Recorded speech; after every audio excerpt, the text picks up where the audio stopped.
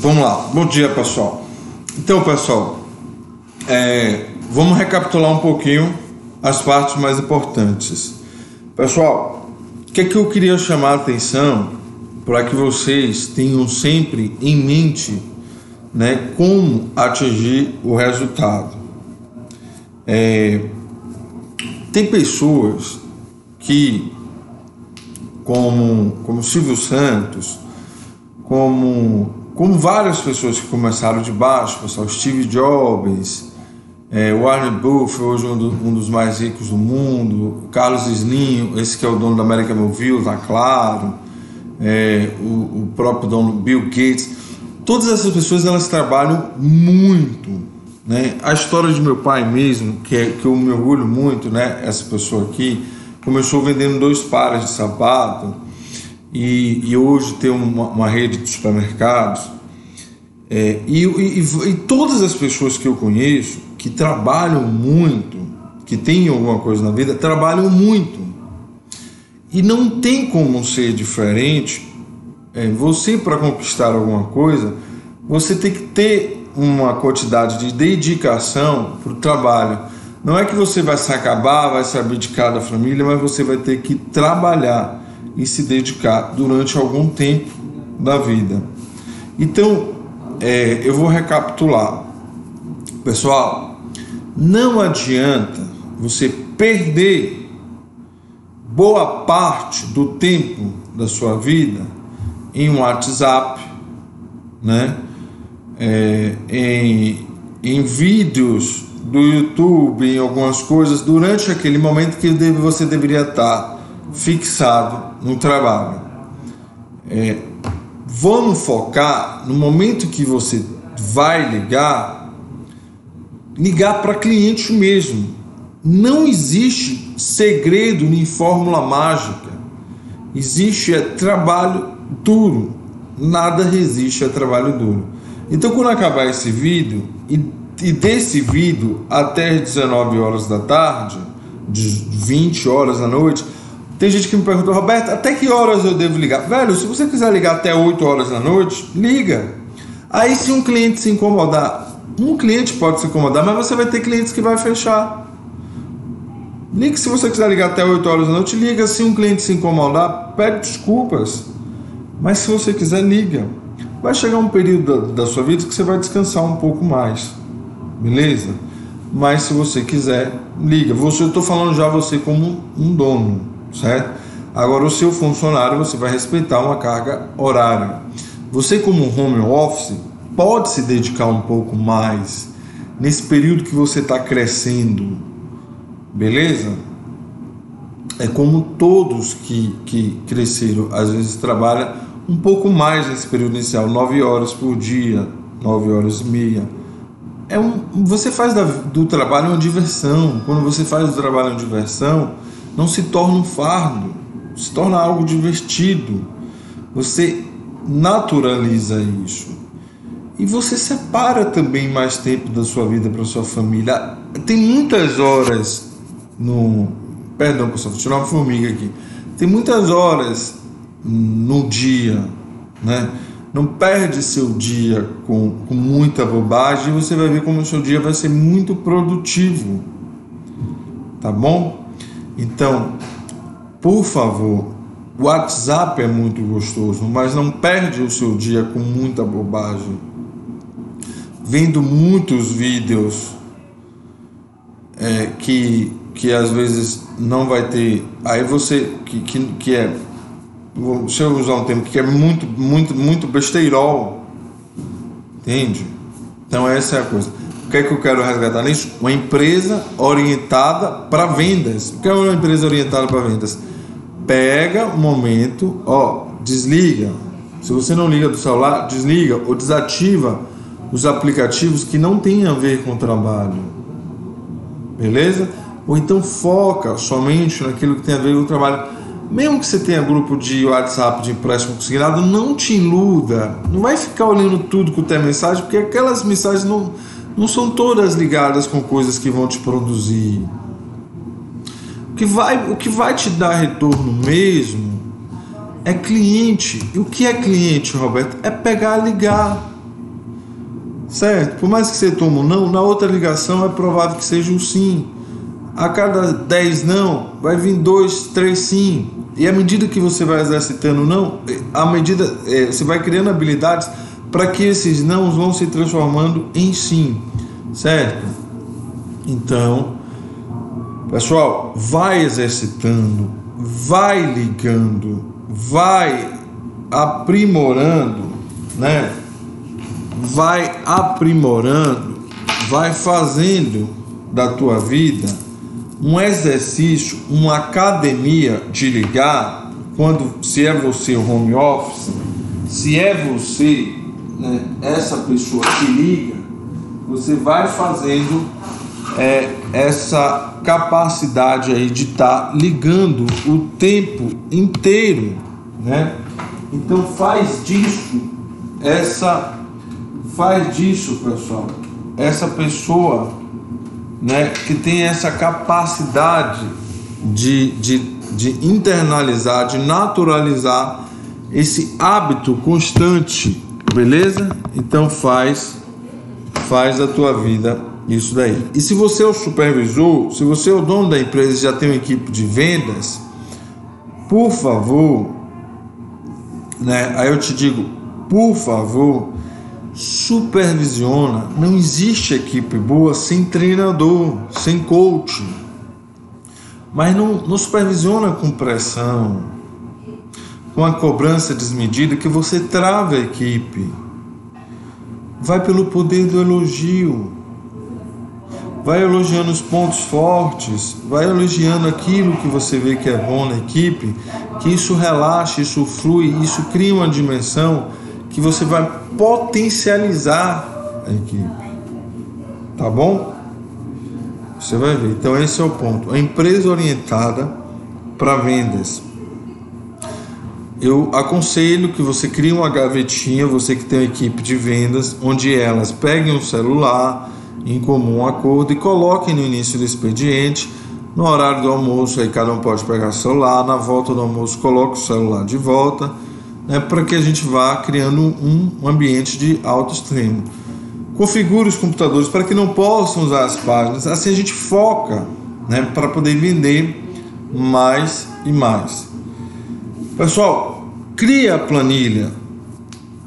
A planilha você vai criar o hábito de estar anotando, né? Você vai estar criando o hábito de estar anotando aqueles clientes que você entra em contato, beleza?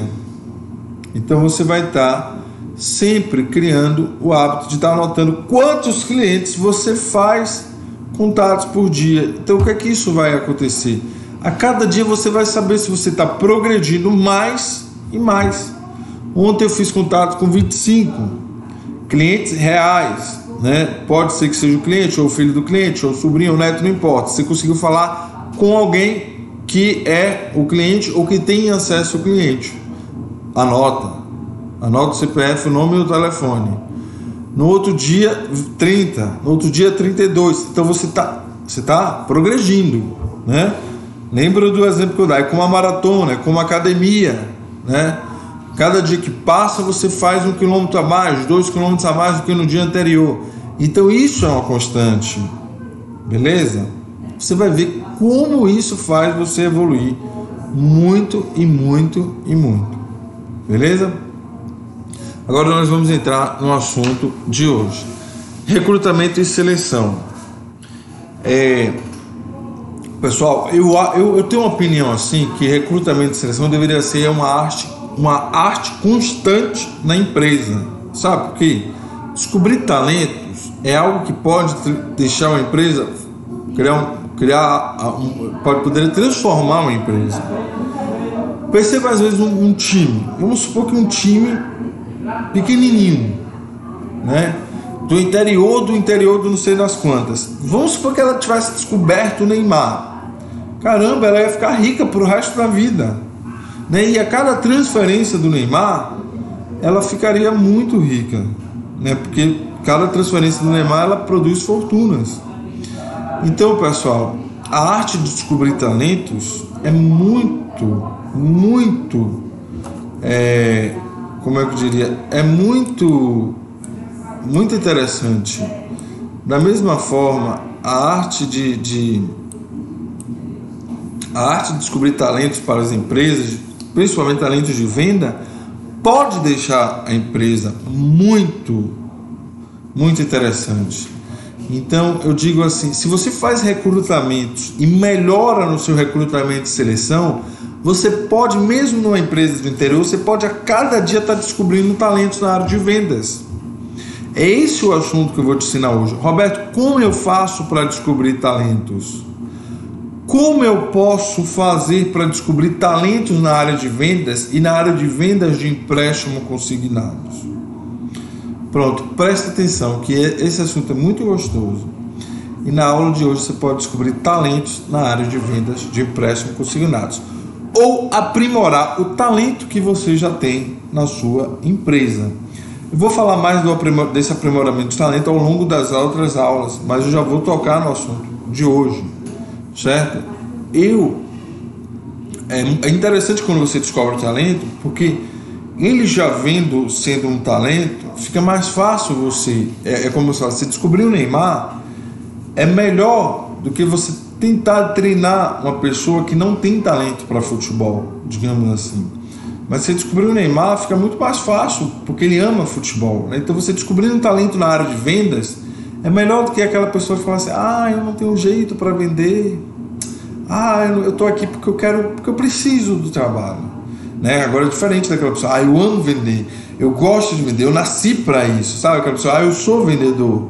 Então fica muito mais interessante, muito mais plausível você desenvolver esse talento, essa pessoa, né, muito mais interessante, certo? Vamos trabalhar, certo? Como a gente vai poder desenvolver esse recrutamento e seleção, que é muito simples. Basta você, porque você nunca parou para tentar. Como é que as pessoas geralmente contratam? Alguém indicou, ou você simpatiza com alguém que é próximo seu, e você vai lá e contrata, mas você não parou para seguir um padrão. Se você parar para seguir um padrão, como é que eu diria assim, algo que foge um pouco da emoção, que vai mais para um profissionalismo, né? Então, na parte da administração, a gente aprende um pouco de recrutamento e seleção. Então, tenta fazer isso. Primeiro ponto é o seguinte, você pode divulgar um pouco a vaga para receber mais candidatos e, a partir daí, você fazer um filtro, né, para tentar. Não é que você seguindo isso, você nunca vai errar, mas você vai minimizar os erros. Beleza? Então, vamos lá. Para as regras que eu posso começar a te dar aí agora, certo? Você pode primeiro divulgar o recrutamento e seleção. Primeiro a gente vai fazer o recrutamento. O recrutamento é o seguinte, você divulgar as vagas. Não vai e recruta só da sua cabeça, fulano de tal, não. Você pode divulgar no Face, você pode divulgar aí nas empresas, por exemplo, um Cine, você pode divulgar nas empresas de mão de obra da tua cidade, você pode falar entre amigos para que ele possa divulgar entre outras pessoas, você pode falar entre parentes também, sempre pode ter pessoas talentosas conhecidas. E falar, pessoal, na área de venda você fala assim, você conhece alguém comunicativo que gosta de vendas, né? Já fala um pouco do perfil da vaga. Porque se ele lembrar de alguém tímido e que só porque ele acha que precisa do emprego, ele vai frear e não vai indicar, certo? Aí eu conheço alguém, aí ele vai lembrar, mas é tímido, ele pediu alguém comunicativo, aí ele freia. Se você falar assim, eu tenho uma vaga de emprego somente, aí ele vai mandar alguém tímido, alguém que não tem nada a ver, certo? Então assim, você pode divulgar, tem essas empresas aí de mão de obra, empresas de capacitação, você pode pedir. Quanto mais lugares você divulgar, melhor. Tem os Infojobs da vida, os Catio, essas empresas aí você pode também divulgar, certo? Evita gastar dinheiro, né? Quanto menos a gente onerar a empresa, melhor, principalmente para quem está começando. Mas quando você já tem um certo porte, vale a pena, né? Eu já investi nesse InfoJobs mesmo, valeu a pena, chegou vários candidatos. Para quem é da capital, para quem é do interior, não tem tantos candidatos assim, eu acho que não vale a pena, certo? Aí você vai receber provavelmente uma quantidade de currículos enormes. Eu vou te dizer um filtro bom, beleza? Anota esse filtro aí. Anota esse filtro. Eu faço assim. Ó, pessoas acima de 23 anos, para mim tem que ter experiência. Pessoas acima de 23 anos tem que ter experiência. Pessoas abaixo de 23 anos pode ser sim experiência, porque geralmente está estudando, né? Aí lógico que eu, ainda que seja abaixo de 23 anos, eu olho se ele manteve uma vida de estudo, porque pode ter 23 anos e, vamos supor, não completou o segundo grau e nem trabalhou, tá fazendo o que da vida? Então alguma coisa está de errado na vida das pessoas, você tem que estudar. Isso é o que eu chamo de estudo do currículo. Você tem que entender, né, a vida dessa pessoa, está fazendo o que da vida, né? Você tem que entender o que é que está acontecendo na vida dessa pessoa, o que é que está acontecendo, né? Para você poder, por exemplo, avaliar, certo? Pessoas acima de 23 anos, por exemplo, acima de 23, 24, ele já provavelmente está terminando os estudos, ou já terminou, e já tem que ter uma experiência de trabalho. E aí eu avalio o seguinte, pessoal: se tem que ter uma experiência, não pode ser aquela pessoa que ficou 6 meses numa empresa, 8 meses em outra, né? 1 ano numa empresa, 7 meses em outra. Isso mostra que a pessoa não tem estabilidade, ela é instável. Provavelmente ela vai entrar na minha empresa e vai ficar 6 meses, vai ficar 5 meses. A pessoa tem 30 anos de idade, 30. Ela ficou 6 meses numa empresa, 7 meses numa empresa, 8 meses numa empresa, 9 meses numa empresa. Infelizmente ela está fazendo uma carreira que não está sendo muito boa para o currículo dela, entendeu? Então a pessoa tem que, como é que eu diria, tem que começar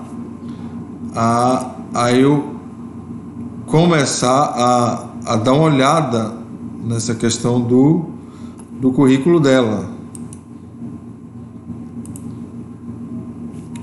né? Tem que começar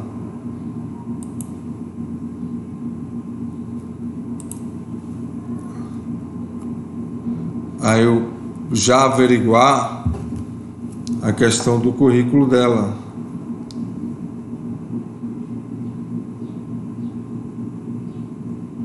Só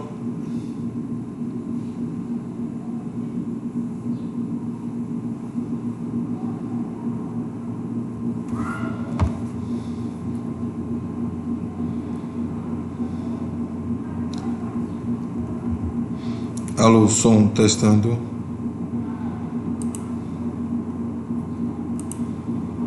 Alô.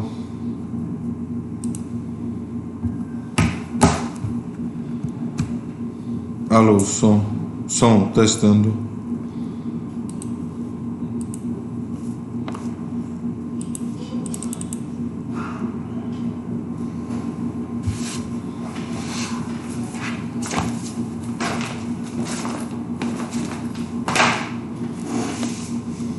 Peraí, pessoal, acho que tá algum problema no som.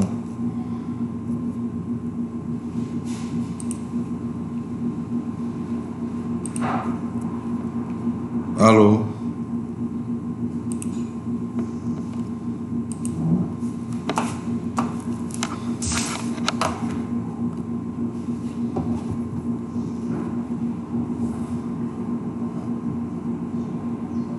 Alô, som. Alô, som, som. Testando, som.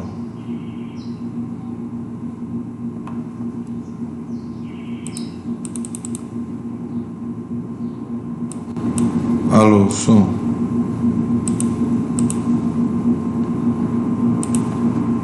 Alô, som.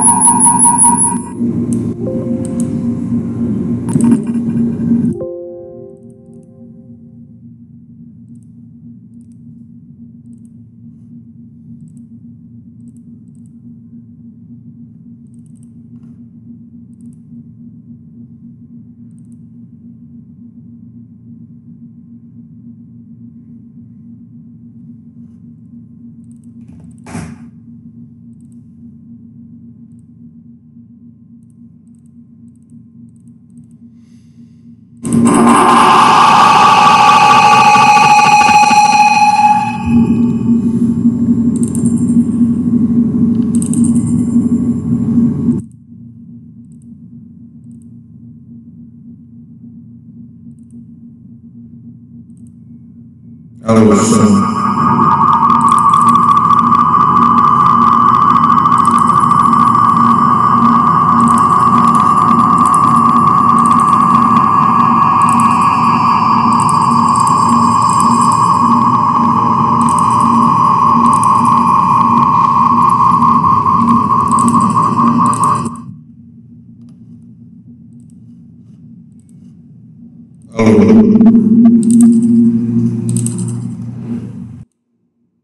Alô, som, testando, testando, alô. Então, pessoal, voltando, nesse recrutamento de seleção, como eu diria, acima de 25 anos eu já tenho que ter, pelo menos acima de 23 anos, a pessoa tem que ter 1 mês, 1 ano e 3 meses numa empresa, né? 1 ano e tem que ter já uma certa experiência em determinada empresa. Abaixo de 23 anos, a depender da entrevista e das provas aos quais eu vou passar aqui para você, ela tem que ter, né, uma certa aptidão para que eu possa contratar. É lógico que é um risco que eu vou correr sempre quando a pessoa é nova, mas é aquela coisa, eu corro também uma sorte muito grande de descobrir o Neymar. Toda pessoa muito nova, eu vou correr o risco, né, de ter um turnover, de ter uma rotatividade, de contratar e demitir, como eu corro o risco de descobrir um talento e ganhar muito dinheiro. Já uma pessoa que passa dos 23 anos, é muito difícil descobrir um talento. Em geral, ela já está contratada numa grande empresa. É como você não vai ver o Neymar dando sopa. É difícil você ver um funcionário. Pode acontecer de um Neymar, você pegar um cara que está numa grande empresa, um patrão dar uma doida e demitir. Aí você pega um cara bom que passou 3, 4, 5 anos na grande empresa, bateu na sua porta, você contrata e vai ganhar dinheiro com ele. Certo? Mas não é o normal, não é o que geralmente acontece, certo? Quando acontecer, você contrata uma pessoa desse tipo. Quando acontecer, você contrata, mas não é o que normalmente acontece. Beleza, pessoal? E sempre o novo você pode acontecer dessas duas coisas. Vamos lá. O que é que eu faço no recrutamento? Eu faço sempre uma prova de português, né, com perguntas muito simples. Na verdade, a prova de português é uma redação, que eu boto, você escreva de 20 a 25 linhas, e eu faço assim, uma coisa muito... Eu falo, escreva o que é que você acha, o que é que tem a relação entre a fé e a arte de vender. O que é que eu busco nessa redação? Não tem nada de conotação religiosa. Tem nada. Eu só quero saber qual é o lado positivo que a pessoa bota na vida dela, né? Aquela pessoa que é muito negativo, em geral, ela não é muito positivo para argumentar um produto, né? E aquela pessoa que é muito positivo, ela vende qualquer coisa, né?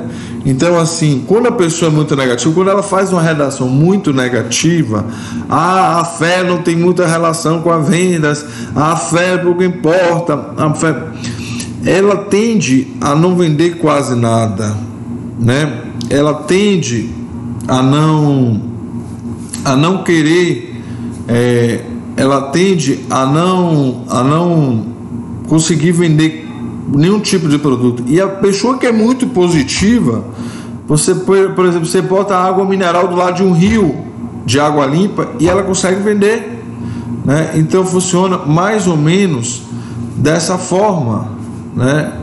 É mais ou menos dessa forma que consegue vender. É mais ou menos dessa forma que consegue vender. Então, assim, o fato de ter água mineral do lado de um rio de água limpa e a pessoa tem uma fé muito grande nessa redação, ela consegue vender. Seria esta a minha, como é que se diria relação entre uma redação, que você pode criar qualquer outro tema, qualquer tema pode ser, né? O interessante é que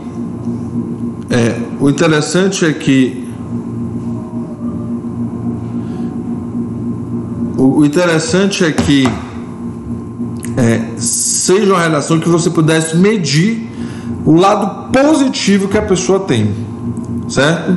Essa seria a minha ideia, beleza? Então, uma redação de 20 linhas, deixa ele à vontade, de 20 a 25 linhas, para você ter ideia. E eu faço o exame de grafologia também. Eu não sei se vocês já leram estudos sobre a grafologia. Quando as pessoas escrevem um pouquinho com a tendência para cima, são pessoas de tendência positivas, né? São pessoas que têm um pouco mais com não tendências à depressão. Pessoas que escrevem reto são pessoas pé no chão, pessoas que escrevem para baixo são pessoas com tendência à depressão. Vocês podem estudar um pouco mais sobre grafologia, que aí vocês vão entender. Pessoas que escrevem espaçadamente são pessoas mais que viajam, pessoas que escrevem com as letras juntas são pessoas mais seguras. Então eu faço um pouco também sobre essas ideias de grafologia. Nunca eu analiso as coisas separadamente, eu uso todo o contexto para poder entender, certo? Eu faço a prova de redação, né? Pessoal, eu não avalio essa pessoa tem erro de português. Às vezes a pessoa tem erros de português e são excelentes vendedores. Não tem nada a ver. Às vezes a pessoa não fala muito bem, mas ela sabe vender muito bem. Às vezes a pessoa tem uma garra, uma luta muito boa. Ela tem uma energia muito boa. Não tem relação entre escrever errado e ter uma inteligência emocional. Às vezes a pessoa escreve errado, fala errado, mas ele tem uma inteligência emocional muito forte e é muito mais batalhadora do que uma pessoa culto, sabe? Então, não faz esse pré-julgamento. Deixa a pessoa na prática para ver como é que ela vai sair. Tá bom? Não seja preconceituosa. Uma prova de digitação. Às vezes a pessoa... É por isso que eu falo, tem que juntar todos os fatores. Eu pegava sempre um texto padrão. Em geral, um texto, você pode eleger um textozinho de 20 linhas e põe para a pessoa como a vendas por telefone. Esse texto e essa prova de digitação só cabe para o cargo de vendas por telefone. Se você for fazer para um cargo, por exemplo, de vendas porta a porta, já não cabe. Porque a pessoa não vai lidar com o computador. Então, por exemplo, vou fazer para vendas por telefone. Aí, por exemplo, bota, né, para o cargos vendas por telefone, beleza? Você coloca lá vendas por, você bota lá no computador e põe aquele texto. Aí você começa a cronometrar, eu botava para cronometrar e via quantos minutos a pessoa fazia. E eu comparava com as outras pessoas que iam também fazer o mesmo teste. Aqueles que estavam dentro da média ou que digitavam menos, eu tinha a probabilidade de ir juntando e fazendo um peso para poder, né, dar uma pontuação melhor para poder contratar. Aí eu juntava com a avaliação da prova de redação e assim por diante. Beleza? Então, prova por escrita de redação, prova de digitação, e eu ia agora para a prova de entrevista. A prova de entrevista, pessoal, para mim é da que mais conta, é um peso maior. Vamos lá, presta atenção agora nisso que eu vou te falar. A prova de entrevista, a prova de... não adianta fazer... Eu não gosto desse negócio de... qual é o seu ponto forte? Eu fazia essas perguntas mais para descontrair. Qual é o seu ponto forte? Qual é o seu ponto fraco? A maioria deles às vezes já está ligado, né? Qual é o seu ponto fraco? Eles vão falar assim, coisas que... ansiedade, essas coisas assim que não contribuem muito. Qual é o seu ponto forte? A organização... Não. Para mim, o que conta mesmo, que eles não estão ligados, a maioria deles não estão ligados, é fazer uma entrevista para você se ligar no perfil social deles. Olha, eu sempre pergunto, quem é teu pai? Meu pai, não importa a profissão dele, meu pai é pedreiro, meu pai é advogado. Eu quero saber mais se ele tem uma estrutura familiar. Quando eu faço a entrevista da pessoa, para saber se ele tem uma estrutura, uma base, sabe? Com tanta família destruída, se ele tiver uma base familiar, por mais humilde que seja, isso já é uma grande coisa. E uma base familiar não necessariamente precisa ser aquela coisa certinha, pai e mãe. Pode ser uma base familiar, por exemplo, avô e avó. Ou ele pode ter sido uma base familiar criada por tio e tia. Ou pode ter sido uma base familiar criada por pais adotivos, mas que tenha sido uma base familiar de alguém que os deu carinho e amor. E uma base familiar constitui basicamente de lares, os quais todo mundo trabalha, sabe? Ou que trabalhou durante muito tempo na vida. Pode ser que eles estejam passando uma dificuldade. Então, eu gosto quando acontece assim, quem é teu pai? Mora onde? Meu pai mora comigo. Ele faz o quê? É pedreiro. Aí ponto positivo. E sua mãe? Minha mãe é cozinheira. Cozinheira. Pode ser que aconteça assim. E ela faz o quê? Agora está desempregada. Está desempregada por quê? Não, tem 3 meses. E sua mãe? Quanto tempo? Não, estava trabalhando há 15 anos. Normal. 15 anos trabalhando, tem só 3 meses desempregado, provavelmente vai voltar a trabalhar. E seu pai é pedreiro? Não, mas tem 20 anos que trabalha. Olha que base linda, pessoal. O pai tem pedreiro, 20 anos que trabalha. A mãe cozinheira trabalha há 15 anos, tem 3 meses desempregado. Acontece na vida de qualquer um. Seus irmãos, você tem irmãos? Tem. Mora onde? Eu sempre pergunto se mora onde para saber que ele vai dizer. Não, mora conosco. Não, 2 mora conosco, né? Eu tô tratando de uma pessoa que tem 24 anos. Se mora onde? Mora conosco. E um não. Eu falei, e os 2 que moram com você, tem quantos anos? Um tem 19 e o outro tem 17. Esse que tem 19 faz o quê? Tá terminando os estudos, mas já trabalha no McDonald's. Falei, legal. Já trabalha? Porque tem que ajudar lá em casa, né? E o 17 só estuda. Tá, beleza. E o outro que... o outro é mais velho. Tem 27. Já casou. Mas trabalha... Certo? Já trabalha como mestre de obras. Seguiu o mesmo caminho de meu pai. Olha o exemplo, seguiu o mesmo caminho de meu pai. Veja que trata-se de uma família estruturada. Agora eu vou perguntar, tem um outro que se saiu muito bem na entrevista, o cara é um super comunicativo, mas eu pergunto, você mora onde? Aí eu moro com minha tia. Quem mais? Minha mãe. Tem quantas pessoas que moram lá na sua casa? Ah, tem mais 2 tias. Tem alguma coisa errada. Eu moro uma tia, uma mãe, mais 2 tias. Quem mais? Minha avó também mora lá. Olha, trata-se de uma família desestruturada. Mais 6 primas. Mais 6 primas. Quem está trabalhando? Está todo mundo desempregado. Todo mundo desempregado, é.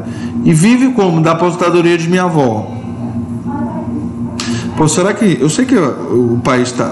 Eu sei que o país está difícil, mas na outra casa, só a mãe está desempregada há 3 meses. Cara, tá todo mundo desempregado. E vive todo mundo da aposentadoria da avó. Beleza? Beleza. Mas, uma tia, 2 tias, uma mãe... Todo mundo desempregado vivendo de uma aposentadoria da avó. Não vou fazer nenhum juízo de valor. Não conheço a família, não sei da história de cada um. Certo? Enfim. Mas eu tô achando muito complicado para morar todo mundo na minha casa. Tô achando um conformismo.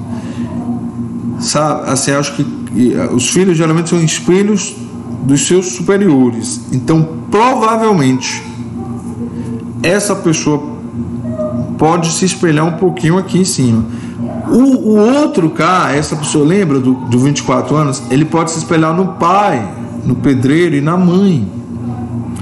Olha o filho, o outro mais velho que se espelhou e virou mestre de obra. Já evoluiu do pai, passou de pedreiro, foi para mestre de obras. Quem sabe ele não vai tentar uma faculdade para virar engenheiro civil? Tá bom?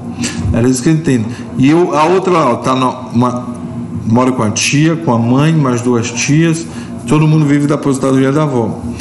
O fato de eu pergunto, você pergunta, você mora com quem? Com o pai, seu pai faz o quê? Você mora com quem? Com a mãe, sua mãe faz o quê? Aí eu faço a 3ª pergunta, mora quem mais na sua casa? Aí eu saio perguntando o que cada um faz. E no final eu ainda pergunto, quem mais mora na casa? Que eu quero saber o contexto das pessoas que moram na casa. Eles não sabem por que eu pergunto isso, né? Eu quero saber a questão social das pessoas que moram lá, né? Essa é a ideia, né? Que eu pergunto o porquê moram, o porquê dessa situação. Por quê? Para entender por que se formou aquela estrutura familiar. Pode, Roberto, quer dizer que uma pessoa que veio de uma estrutura familiar um pouco conturbada, ela não pode dar um pulo do gato e viver um outro? Pode, mas em geral, pessoal, é difícil a pessoa fugir daquela estrutura familiar, sabe? Em geral, não é que não, em geral. Então, assim, é por isso que eu uso vários fatores, certo? Então, cabe a cada um. Você pode mudar o rumo da sua história, o rumo da sua família, o rumo. Basta você falar, eu vou mudar, né? Eu vou fazer uma nova história, né? Eu quero fazer uma nova história. E aí, meu irmão, é ralar mesmo, sabe? É fazer uma coisa diferente. Não há vida fácil. Eu estava vendo uma entrevista de Silvio Santos falar assim, se é alguém que ganha as coisas com a vida fácil, não existe isso.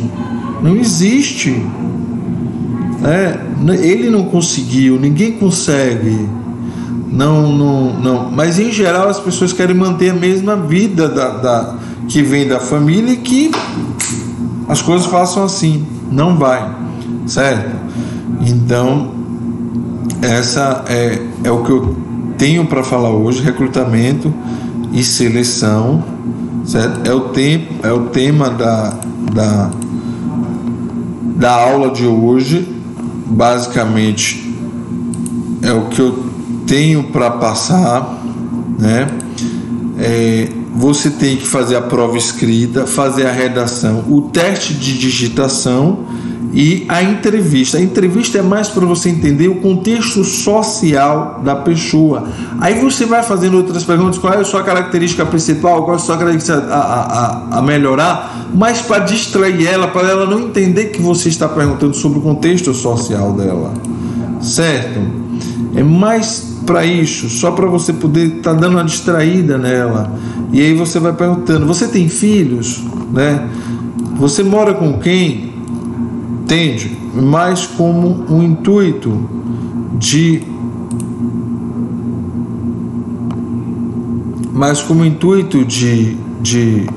fazer essa diferença,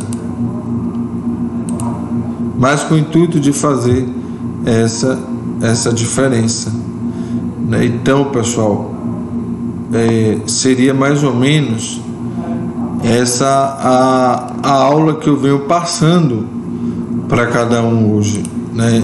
De recrutamento, de seleção. Eu vi que algumas pessoas não conseguiram pegar o link da aula hoje, né? Mas é basicamente essa aula de escrita, de prova de redação, né? Então